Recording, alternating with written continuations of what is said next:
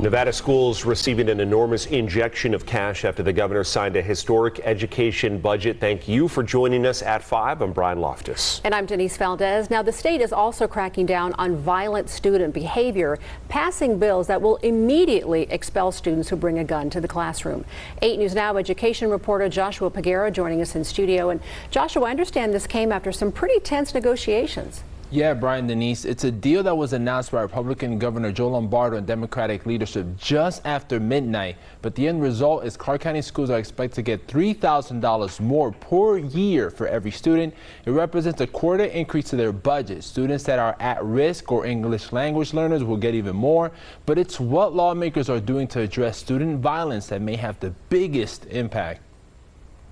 AB 330 and AB 285 are largely similar in that students as young as 8 years old can now be expelled if they're caught with a gun or assault a teacher. Marie Nices, president of the Clark County Education Association, says the uptick in violence has impacted a teacher's ability to teach and a student's ability to learn. We want to ensure that there's systems in place that protect not only just the educator, but the rest of the classroom and the rest of the students. According to the district's data, school police seized 32 guns and 204 knives during the 2022-2023 school year. From the start of the school year to mid-February, CCSD PD made 94 arrests, 30 for battery and assaults, 29 arrests for fights, and 23 for harassment and threats. Student has a behavior problem that needs to be addressed, whether it's through mental health professionals like our counselors or social workers.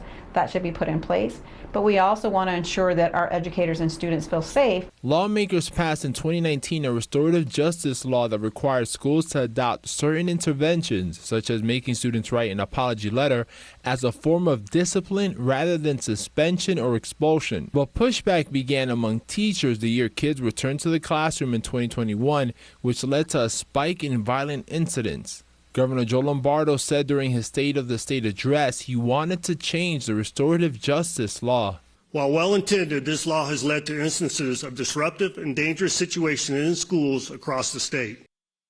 Now, this law requires schools to report before August 1st several key data points, including the ratio of students to school counselors. Now, in a statement on these bills, CCSD Superintendent Dr. Jesus Jara says in part, these funds will advance K-12 education in Clark County by providing students with the resources they need and funding competitive wages for our employees. We join with Nevada's leadership united in our focus on accountable outcomes across the education effort. Joshua, thanks for that. So it's been a last-minute push to try and get all this stuff done. There is another education bill. That's the school choice bill that Governor Lombardo is really pushing for, but it has yet to even receive a vote, but did get a hearing today as part of the deal that was struck last night.